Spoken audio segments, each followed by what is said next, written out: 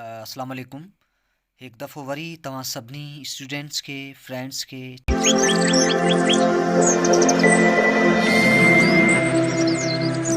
दोस्तों अॼु असां क्लास फस्ट ईयर जी इंग्लिश जो पहिरियों यूनिट यानी क्लास फस्ट ईयर जी जेका न्यू सीरीज़ आई आहे, जेका 2022 में जेको फस्ट ईयर जो नओं किताबु आयो आहे उन जो पहिरियों लेसन पढ़ण जे लाइ वञी रहिया आहियूं। जेकॾहिं तव्हां असांजे चैनल ते न्यू आहियो त प्लीज़ चैनल खे सब्सक्राइब करणु न विसारींदा। डिस्क्रिप्शन जे हवाले सां मां पहिरीं बि मुंहिंजे खोड़ सारनि वीडियोज़ में ॿुधायो आहे त description is very important. Before going to study about any lesson you must understand, you must know about the description. So हिते डिस्क्रिप्शन आहे, डिस्क्रिप्शन में उन किताब जो उन लेसन जो निचोड़ यानी उन जूं जेके बि इम्पोर्टेंट्स पॉइंट्स जेके आहिनि उहे ॿुधायल हुजनि थियूं त हिन लेसन में तव्हां छा सिखंदो। त हिन लेसन में जेको ज़िक्र थिए पियो उहो आहे क़ाइदे ऑन 11 अगस्त 1947 यानी 11 अगस्त 1947 ते क़ाइद आज़म छा कयो, इहो तव्हांखे इन तारीख़ जी ख़बर पवंदी। ॿियो राइटिंग में एसे राइटिंग यानी एसे राइटिंग जी तव्हांखे ख़बर पवंदी। Variety of pre writing strategy यानी जेको आहे प्री राइटिंग जे लिखण जा जेके तरीक़ा आहिनि, ठीकु आहे, उन जी ख़बर पवंदी। ओरल कम्युनिकेशन, ठीकु आहे, ज़बानी जेको राब्ताकारी जंहिंमें आहे introduce self and topic of the presentation यानी जंहिंमें सेल्फ इंट्रोडक्शन आहे या कंहिं टॉपिक खे प्रेज़ेंट कीअं कजे हिन जे बारे में तव्हां सिखंदो। उन खां पोइ 1.4 ग्रामर यानी ग्रामर में जेको तव्हां आहे यूज़ ऑफ कॉलन, ठीकु आहे, यानी जेका पंक्चुएशन मार्क में अचे थी, जेका निशानी अचे थी उन जो इस्तेमालु सिखंदो। एडवांस यूज़ यानी उन जो एडवांस इस्तेमालु। ऐं ॿियो आहे ट्रांज़िटिव एंड इंट्रांज़िटिव वर्ब, ठीकु आहे, ट्रांज़िटिव ऐं इंट्रांज़िटिव वर्ब जे बारे में बि तव्हां पिणु सिखंदो। हाणे असां हलूं था लेसन जी तरफ़। असांजो मेन जेको टाइटल जेको लेसन जो आहे यूनिट 1 डेमोक्रेटिक सिटीज़नशिप यानी शहरनि जा जमहूरी हक़। सो हिन लेसन में असां छा सिखंदासीं त असां जेके शहरी आहियूं, असां जेके पाकिस्तानी आहियूं, असांजा जमहूरी हक़ कहिड़ा आहिनि। सो असां हलूं पिया हाणे लेसन जी तरफ़। यूनिट 1.1 रीडिंग कॉम्प्रिहेंशन यानी लेसन खे पढ़ी सम्झो। प्री रीडिंग यानी शुरूआती ॻाल्हि ॿोल, शुरूआती कचहरी। What do you know about the Quaid Azam Mohammad Ali Jinnah यानी क़ाइद आज़म मोहम्मद अली जिन्ना जे बारे में तव्हां छा था ॼाणो। वट वॉज हिज मैन कंट्रीब्यूशन यानी क़ाइद आज़म जो अहम तावन या अहम किरदार पाकिस्तान जे ठाहिण में कहिड़ो हो। सवाल नंबर 3 आहे वट वॉज हिज विज़न फॉर पाकिस्तान यानी पाकिस्तान जे लाइ इन जो ख़्यालु, इन जो तसवुरु छा आहे। Share some famous quotes of Quaid Azam यानी क़ाइद आज़म जो कुझु मशहूरु जेके लफ़्ज़ उन जूं ॻाल्हियूं जेके आहिनि उहे तव्हां ॿुधायोसि, ठीकु आहे। सो इहो तव्हां ॿुधायो हिक ॿिए खे। हाणे असां हलूं था लेसन जी तरफ़। रीडिंग टेक्स्ट यानी जेको पढ़ण जे लाइ जेको टेक्स्ट आहे उहो क़ाइदे ऑन 11 अगस्त 1947 यानी क़ाइद आज़म मोहम्मद अली जिन्ना जेको 11 अगस्त 1947 ते, यादि डेट ॾिनी आहे। हाणे छा थियो छा न थियो, छा थो ॿुधाए, सो सॼो सभु कुझु हेठि बयानु कयल आहे। लेट्स बिगिन, अचो त स्टार्ट कयूं। The Quaid Azam Mohammad Ali Jinnah made a presidential address on 11 August 1947 to the inaugural session of Pakistan First Constituent Assembly. That was one of the most consequential assertion in the history of South Asia. हाणे साईं हिन जो मतिलबु आहे त क़ाइद आज़म मोहम्मद अली जिन्ना हिकु सिदारती ख़िताबु कयो 11 अगस्त 1947 ते to the annual session of Pakistan first constituent assembly यानी पाकिस्तान जी पहिरीं आइनी असेंबली में इन इहा गॾिजाणी रखी, ठीकु आहे, इन इहा मीटिंग रखी, इन इहो इजलास रखायो। दैट वाज़ one of the most consequential, ठीकु आहे, कॉन्सिक्वेंशल लफ़्ज़ जी माना आहे नतीजो फल वग़ैरह, बट जेको हिते जेका इन जी जेका आहे कॉन्टेक्चुअल मतिलबु जेको निकिरे पियो जंहिंजो साउथ एशिया जी हिस्ट्री में जेको आहे वॾो बयानु आहे, वॾो ज़िक्र आहे, उहो कंहिंजो, जेका क़ाइद आज़म जी हिन ॻाल्हि जो, जेका ॻाल्हि जेका आहे इन सिदारती ख़िताबु जेको कयो जेको 11 अगस्त 1947 ते, इहा ॻाल्हि जेका आहे इहा साउथ एशिया में इन जो वॾो बयानु आहे, वॾो ज़िक्र आहे। साईं उन खां पोइ आहे this historic speech testify the Quaid's vision of Pakistan यानी इन जो इहो तारीख़ी ख़िताबु गवाही ॾिए थो क़ाइद अज़म जो पाकिस्तान जे लाइ ख़्वाबु कहिड़ो हो, ठीकु आहे। एंड ऑफ कोर्स ऐं यकीनन इट रिमाइंड्स, इहो यादि ॾियारे थो about the teaching of the last holy prophet Hazrat Mohammad Mustafa the messenger of Allah, जेको अल्लाह ताला जो जेको आहे मैसेंजर हो, ठीकु आहे। The last of the prophet, जेको सभिनी पैगुंबरनि मां आख़िरी हो, peace be upon him and his family and companion, ऐं हिन जो ख़ानदान ऐं हिन जा जेके साथी जेके आहिनि उन्हनि जो जेको सबक़ु, उन्हनि जी जेका सिख्या आहे असां सभिनी इंसाननि जे लाइ, उहा कहिड़ी आहे, उहा बि इहा ॻाल्हि जेका आहे यादि ॾियाराए थो। All means are equal in the eye of God, यानी सभई माण्हू अल्लाह ताले जी नज़र में हिकु जहिड़ा आहिनि। हियर इज़ एन एक्ज़र्प ऑफ हिज मेमोरेबल स्पीच, यानी हिते हिकु जेको ख़ुलासो आहे जेको इन जी तारीख़ी स्पीच जो, ठीकु आहे। यानी हिते ही पूरी ॻाल्हि करे पियो त जेका ॻाल्हि जेका आहे हज़रत मोहम्मद मुस्तफ़ा सल्लल्लाहु अलैहि वसल्लम जेका करे विया आहिनि, उहा साॻी ॻाल्हि खे वरी थोरो दोहिरायो आहे क़ाइद अज़म मोहम्मद अली जना, ठीकु आहे। उन खां पोइ साईं ख़िताबु छा थो चए, mister president, ladies and gentleman, जनाब आला, ladies and gentleman, I cordially thank U, मां तहे दिलि सां तव्हांजो शुक्रगुज़ार आहियां, विथ द एटमोस्ट सिंसियरिटी, ऐं तमामु घणी सचाईअ सां, ठीकु आहे। For the honour you have conferred upon me, उहा इज़त जेका तव्हां मूंखे ॾिनी आहे, आई सिंसियरली होप, मूंखे उमेदु आहे, ठीकु आहे, दैट विथ योर सपोर्ट, तव्हांजी मदद सां, एंड योर कोऑपरेशन, ऐं तव्हांजे ताउन सां, वी शिल make this constitution assembly an example on the world, यानी असां जेका आहे इहा आइनी, असांजी जेका इहा आइनी असेंबली जेका आहे, इहा दुनिया जे लाइ हिकु मिसाल हूंदी। The constitution assembly has got two main function to perform, यानी इन जेको आहे आइनी असेंबली जेको आहे, इन जा ॿ कम जेके आहिनि, इन जा ॿ कम आहिनि, ठीकु आहे। द फस्ट इज़ वेरी वंड्रियस, पहिरियों जेको आहे जेको तमामु ॾुखियो एंड रिस्पॉन्सिबल टास्क ऐं हिकु ज़िम्मेवारु कमु आहे, of framing our future constitution of Pakistan, जेको कमु कहिड़ो आहे, ॿ कमु ॾुखिया आहिनि। हिकिड़ो कमु आहे जेको पाकिस्तान जो आइन ठाहिणु, and the second is functioning as full and complete sovereign body as the federal legislature of Pakistan. ऐं ॿियो कमु वरी साईं इन जो इहो आहे त ही पाकिस्तान जो हिकु आला ख़ुदमुख्तियार इदारो ठाहिणु as the federal legislature of Pakistan, जीअं पाकिस्तान जो हिकु वफ़ाक़ी आइनी, पाकिस्तान जो हिकु वफ़ाक़ी आइन आहे, ठीकु आहे, कानून साज़ आहे, कानून साज़ वारो जेको इदारो आहे, उन वांगुरु ई असांखे हिकिड़ी छा ठाहिणी आहे, आला हिकिड़ी इदारो ठाहिणो आहे, आला हिकिड़ी बॉडी, यानी अहिड़ी ठाहिणी आहे जेको पाकिस्तान खे हलाए, माना ईअं जीअं असांखे हिकिड़ो आला जेको इदारो ठाहिणो आहे, जीअं फेडरल रजिस्टर ऑफ पाकिस्तान, यानी पाकिस्तान जो आइनी जेको वफ़ाक़ी आइनी जेको इदारो आहे, या वफ़ाक़ी कानून साज़ जेको इदारो आहे, ईअं जीअं we have to do the best we can, असांखे बहितर करिणो आहे, we can in the adopting the professional constitution. ॿियो जेको असांजो कमु छा आहे, पाकिस्तान जो हिकु मुकमल आला इदारो ठाहिणु, जीअं हिकु पाकिस्तान जो वफ़ाक़ी कानून साज़ इदारो आहे, ठीकु आहे। वफ़ाक़ी लेजिस्लेटिव लफ़्ज़ जी माना छा आहे, कानून साज़ जमायत, ठीकु आहे। जीअं हुन जेको कानून साज़ जेका जमायत, ईअं जीअं हिकु पाकिस्तान जे लाइ हिकु आला इदारो ठाहिणो आहे। यू नो, तव्हांखे ख़बर आहे, really that not only we our self are wondering, तव्हांखे ख़बर आहे त न सिर्फ़ु असां पंहिंजो पाण हैरान आहियूं, बट आई थिंक, पर मूंखे लॻे थो the whole world is wondering, पूरी दुनिया हैरान आहे, एट दिस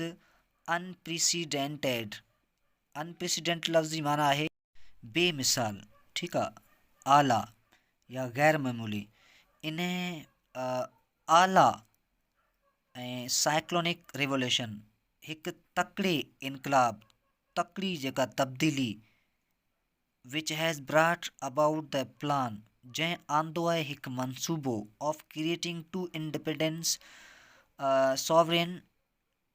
डोमिनेशंस, जंहिं आंदो आहे ॿ आज़ाद आला रियासतनि जो, ठीकु आहे, बुनियाद इन द सब कॉन्टिनेंट, इन बैरे सगीर में, हाणे हिन जो पूरो मतिलबु ईअं थींदो त तव्हां ज़रूरु इन ॻाल्हि खां हैरान हूंदो त ही हिकु आला, ठीकु आहे, हिकिड़ी तकड़ी जेका तब्दीली आई आहे बर सग़ीर में ॿ आज़ादु क़ौमनि जो, ठीकु आहे, ॿ हिकु अलॻि जेको आहे रियासतनि जो in the sub continent, this माइटी सब कॉन्टिनेंट, इहो वॾो जेका आहे सब कॉन्टिनेंट, ठीकु आहे, बर सग़ीर with all kinds of inhabitants, जिते सभी क़िस्मनि जा माण्हू रहनि था, has been brought under a plan, उन्हनि सभिनी खे हिकु मनसूबे जे हेठियां या उन जे हेठि रखिजे थो, हा, विच इज़ टाइटनिक, जेको तमामु वॾो आहे, अननोन, जेको आहे जंहिंजी कंहिंखे ख़बर न आहे, ठीकु आहे, आला एंड अनपैराल्ड, ऐं हिकु बेमिसाल आहे, dealing with our first function, यानी असां सभिनी असांजी पहिरीं ज़िम्मेवारी इहा आहे, the first and foremost thing, पहिरीं ऐं तमामु ज़रूरी ॻाल्हि that I would like to emphasise, जेका मां तव्हां ते ज़ोर ॾियणु चाहियां थो या जंहिं ते मां ज़ोर ॾियणु चाहियां थो, इज़ दिस, इहो आहे, रिमेंबर, यादि रखो, that you are now a sovereign legislative body, हाणे तव्हां आला कानून साज़ इदारो आहियो, and you have got all the power, ऐं तव्हां वटि सभई ताक़तूं आहिनि, इट देयर फॉर, हाणे इन लाइ प्लेस ऑन यू, इहा तव्हां ते ज़िम्मेवारी आहे, द ग्रेवेस्ट रिस्पॉन्सिबिलिटी, हिकु तमामु वॾी ज़िम्मेवारी, as to how you should take your decision, त तव्हां पंहिंजा फ़ैसिला कीअं था वठो, the first duty of the government, पहिरीं ड्यूटी गवर्नमेंट जी आहे, इज़ टू मेंटेन लॉ, त हू कानून ठाहे, एंड आर्डर, ऐं उहो कानून ऐं आर्डर्स वग़ैरह ठाहे, ठीकु आहे, हुकम ठाहे माण्हुनि जे लाइ, सो दैट द लाइफ, त जीअं जेका ज़िंदगी, प्रॉपर्टी, माण्हुनि जी मिल्कियत, रिलीजियस बिलीफ, माण्हुनि जा मज़हबी अक़ीदा of its subject are fully protect by the state, त हुकूमत पारां उन्हनि जे ज़िंदगीअ जी, प्रॉपर्टी जी, उन्हनि जे मज़हब जी जेका मुकमल तौर ते तहफ़ुज़ थी सघे, उन्हनि जी बचाव थी सघे, the second thing that occur to me, ॿी शइ जेका मां तव्हांखे चवणु चाहियां थो, इज़ दिस, उहो ही आहे, one of the biggest curses from which India is suffering, सभ खां वधीक जेको भयानक जेका ॻाल्हि या जेको आहे ज़ुल्म पाण चऊं, ठीकु आहे, जंहिंमें इंडिया मुब्तला आहे या जंहिंमें इंडिया लोड़े रहियो आहे, इज़ ब्राइबरी, चोरी, लुटेर, धाड़ा हणणु या करप्शन करणु, ठीकु आहे, ॿ नंबरी करणु, इन जो सभु मानव जेके इहे थियनि थियूं, यानी पहिरीं जेका ॻाल्हि जेका आहे उहा इंडिया में कहिड़ी आहे, उहा आहे त करप्शन, ठीकु आहे, bribery and corruption, that is really a poison, जेको यकीनन हिकु मर्ज़ आहे, हिकु ज़हर आहे, we must put that down with an iron hand, and I hope that you will take adequate measure as soon as it is possible for this assembly to do so.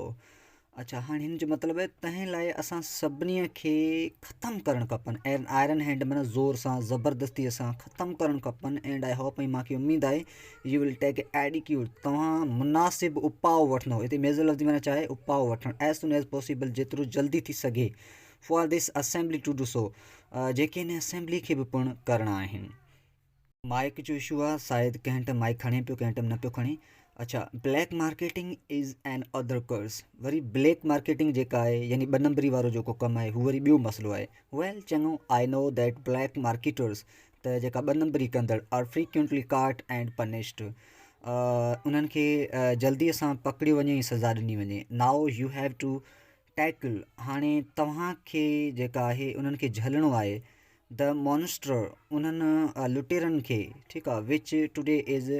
कोलास crime, ठीकु आहे, जेके अॼु जेके आहिनि तमामु ख़तरनाक ज़ुल्म कनि पिया अगेंस्ट सोसाइटी, असांजी सोसाइटी जे ख़िलाफ़ु, इन अवर डिस्ट्रेस्ड कंडीशन, ऐं जेके सोसाइटी जी कंडीशन खे बिगाड़नि पिया, उनखे ख़राबु कनि पिया, I think they ought to be very severely punished, उन्हनि खे इंतिहाई सख़्तु सज़ा ॾिनी वञे, बिकॉज़ दे अंडरमाइन, छाकाणि त इहे जेके आहिनि उहे बर्बादु कनि था, नुक़सानु ॾियनि था द एंटायर सिस्टम, असांजे पूरे सिस्टम खे, of control and regulation of the food stock, जेके कंट्रोल कनि था यानी जेके संभालींदड़ आहिनि, ठीकु आहे, असांजे रेगुलेशन रोज़मर्रा वारो जेको फूड स्टफ यानी खाधे पीते जो जेको सामान आहे, असेंशल कमोडिटीज़ यानी जेके ज़रूरी जेके असांजूं जेके ज़रे जेके माल वग़ैरह, ठीकु आहे, ज़रे जिन्स माल वग़ैरह जेके शयूं आहिनि, उन्हनि जो जेको आहे स्टॉक कनि था, उनखे स्टॉक करे रखनि था, उहे माण्हू जेकॾहिं ॿ नंबरी कनि माना पोइ ख़राबु आहिनि, मतिलबु मुल्क जो आहे फाइनेंशियली जेके प्रॉब्लम्स उन लाइ अचनि था, त जंहिं माण्हू खे भुल मिले थो खंडु जेको स्टॉक करे रखे पोइ जेको आहे महांगी करे विकिणे, इहे ॻाल्हियूं तव्हां जेके रोज़ अख़बारनि में ॿुधियूं हूंदियूं, सो इहा ई ॻाल्हि क़ाइदा आज़म कई अथव, ठीकु आहे। एंड काज़ होलसेल स्ट्रवेशन यानी होलसेल जा जेके रेट आहिनि उन्हनि मां जेका बदहाली अची वञे, उन्हनि मां छिकताण थी वञे हली, सो इहो ई मसइलो हूंदो आहे, जेका माना जेकॾहिं माण्हू स्टॉक कंदा आहिनि माल खे त पोइ रेटनि ते उन्हनि जो फ़र्क़ु थींदो आहे। The next thing that strikes me यानी ॿी शइ जेका आहे जेका मूं ते जेका आहे सख़्ती सां जंहिंजे बारे में मां चवां थो इज़ लेजेसी, यानी जेका लेजेसी माना छा आहे, जेको वसियत विरसो आहे, which has been passed on to us, जेका असां वटि सदियुनि खां अचे पई, along with many other things, केतिरनि शयुनि सां गॾु, गुड एंड बैड, सुठियूं बि आहिनि उन में ख़राब बि आहिनि, has arrived this great evils, जेके वॾो नुक़सानु आणनि थियूं, ठीकु आहे। द इविल ऑफ नेप्टोज़िम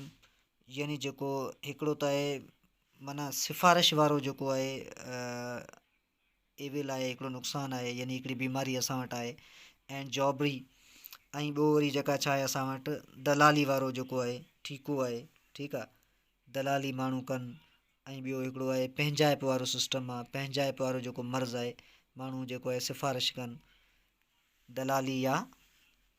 नेप्टोज़िम सिफ़ारिश वग़ैरह, पंहिंजनि जो जेको मर्ज़ु आहे त भाउ मुंहिंजे खे हीअं कजां, मुंहिंजे खे जेको आहे पहिरीं वारो ॾिजां, दिस इविल मस्ट बी कर्स, इन ज़ुल्म खे, इन जेको आहे बीमारीअ खे, ठीकु आहे, इन मर्ज़ खे पिणु जेका आहे लताड़णु खपे, ख़तमु करणु खपे। लैंड्सली लफ़्ज़ जी माना आहे बेरहमीअ सां, यानी इन जेका ज़ुल्म खे बेरहमीअ सां ख़तमु करणु खपे। I want to make it quite clear, मां इन खे बिल्कुलु साफ़ु करणु चाहियां थो, that I shall never tolerate, मां कॾहिं बि बर्दाश्त न कंदुसि एनी काइंड ऑफ जॉबरी, का बि दलाली, ठीकु आहे, आर जेका नेप्टोज़िम तरफ़दारी वग़ैरह, उन खां पोइ आर एनी इन्फ्लुएंस, या को जेको आहे इन्फ्लुएंस माना सिफ़ारिश करणु या असरु, या को अहिड़ो असरु directly or indirectly brought to bear upon me, इहो जेको आहे डायरेक्टली जेको मूं ॾांहुं अचे थो, या सिधो अचे थो, या अणसिधो कंहिं तरीक़े सां जेकॾहिं मां उनखे ॾिसां थो त मां उनखे कॾहिं बि बर्दाश्त न कंदुसि। Now if we want to make this great state of Pakistan happy and prosperous, जेकॾहिं असां पाकिस्तान जी इहा रियासत जेको आहे ख़ुशि ऐं ख़ुशहाल ॾिसणु चाहियूं था, वी शुड ऑली, असां सभिनी खे, and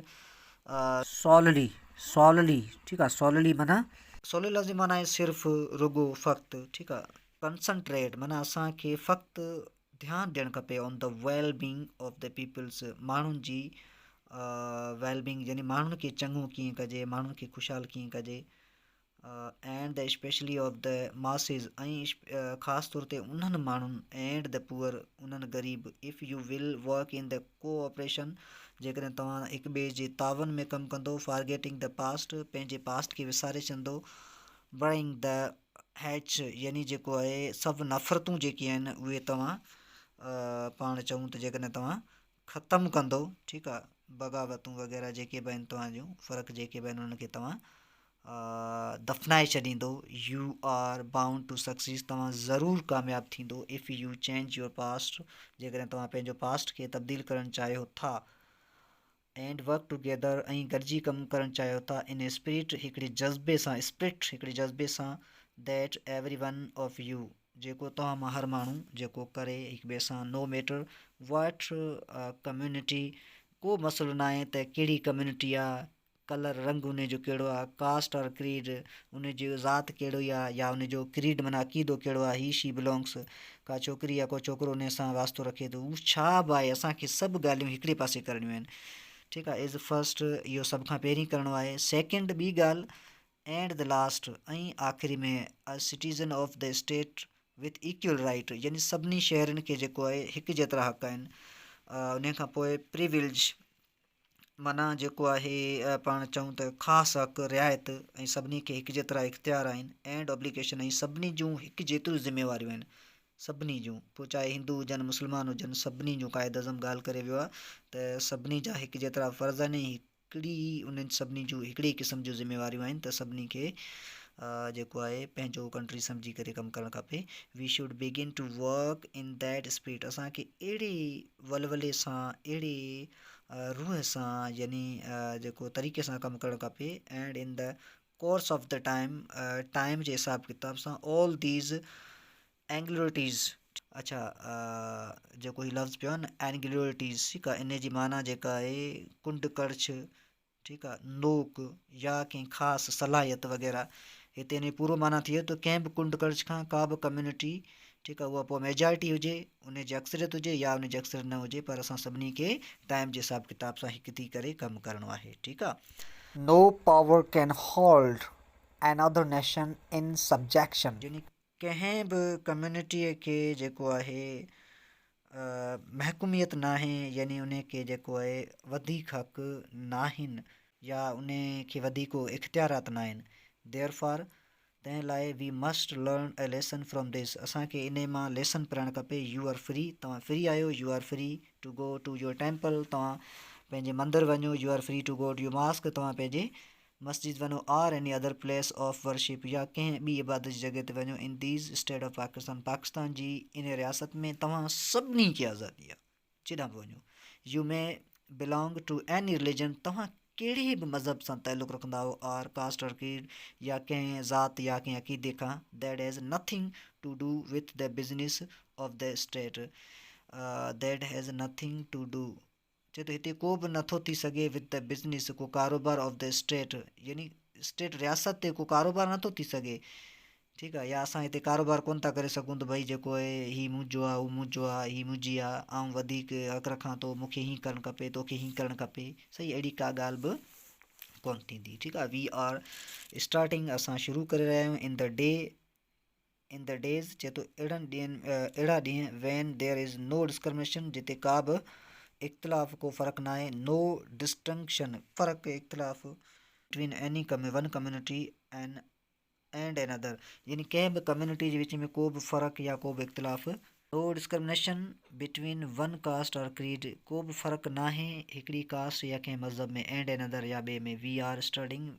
with this fundamental principle, असां हिकु अहिड़े बुनियादी असूलनि खां जेका शुरूआति कयूं पिया, that we are all citizen, असां सभई हिकु शहरी आहियूं, and equal citizen of one state, ऐं इन हिकु रियासत जा बराबरि जा शहरी आहियूं। Ladies and gentlemen, I do not wish to take up any more time your time, मां तव्हांजो वधीक टाइम वठणु नथो चाहियां, and thank you again for the honour, ऐं जेका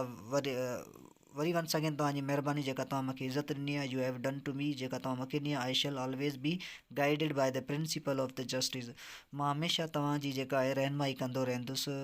बाय प्रिंसिपल ऑफ जस्टिस, यानी इन असूलनि जी ऐं कानून जी, एंड फेयर प्ले, ठीकु आहे, ऐं जेको आहे फेयर प्ले माना जेका सचाई, ठीकु आहे, एंड फेयर प्ले ऐं सचाई विदाउट एनी पॉलिटिकल लैंग्वेज, कंहिं बि पॉलिटिकल ॿोलीअ खां सवाइ, यानी ईअं कोन्हे त हीउ पी वारो आहे त हू साईं पी वारनि जो तरफ़ वठंदो, या क़ाइद अज़म जेको हो पंहिंजो जेका आहे नून लीग जो त नून लीग जो पासो वरितो, नून चयो त भाउ आउं पाले पॉलिटिक्स जी ॻाल्हि न पियो कयां, ऐं हिकु जेका आहे पुरअमन ऐं हिकिड़ी आज़ादु तव्हां सां ॻाल्हि पियो कयां, ठीकु आहे। Or ill will political language या प्रेजुइस, यानी हसद खां अलावा आर इल विल या बदनीयती, माना मां तव्हांखे जेको आहे उहो हिकिड़ी असूलनि वारी इंसाफ़ वारी ॻाल्हि कयां पियो, जंहिंमें सचाई आहे, हिते का बि जेका आहे विदाउट एनी पॉलिटिकल लैंग्वेज, जंहिंमें को बि पॉलिटिकल मुंहिंजो असरु न आहे, ना ई को जेको आहे मुंहिंजो पाण चऊं त हसद को आहे, ना ई का मुंहिंजी बदनीयती आहे, माई गाइडिंग प्रिंसिपल, मुंहिंजा रहनुमाई कंदड़ जेके असूल will be justice and completely impartially, यानी जेके मुंहिंजा असूल जेके आहिनि या मुंहिंजूं ॻाल्हियूं आहिनि जेके मुकमल तौर ते बेरयाई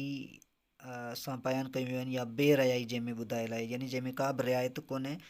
बेरिआयत वारियूं जेकी ॻाल्हियूं आहिनि, माना रिआयत में वणा न बाबा फलाणे सां रिआयत पियो करी यार, त माना सभिनी जे लाइ हिकु जेतिरियूं, ठीकु आहे, एंड आई एम श्योर मूंखे यकीन आहे that with your support and cooperation तव्हांजी सपोर्ट ऐं तव्हांजे तावन सां I can look forward to Pakistan becoming one of the greatest nation of the world. यानी असांखे जेको पाकिस्तान जेका आहे दुनिया जे नक्शे ते हिकु बहितरीनु मुल्क जेका ॾिसण में ईंदो। सो हीअ असांजो लेसन। हाणे असां इन जी एक्सरसाइज़। ठीकु आहे, मूंखे उमेदु आहे त तव्हांखे लेसन सम्झ में आयो हूंदो। अच्छा, ॻाल्हि इहा आहे त जेकॾहिं तव्हांखे लेसन सम्झ में आयो आहे त तव्हां एक्सरसाइज़ खे 100% पाण करे वेंदो, छाकाणि त एक्सरसाइज़ सॼी डिपेंड करे ई लेसन ते थी।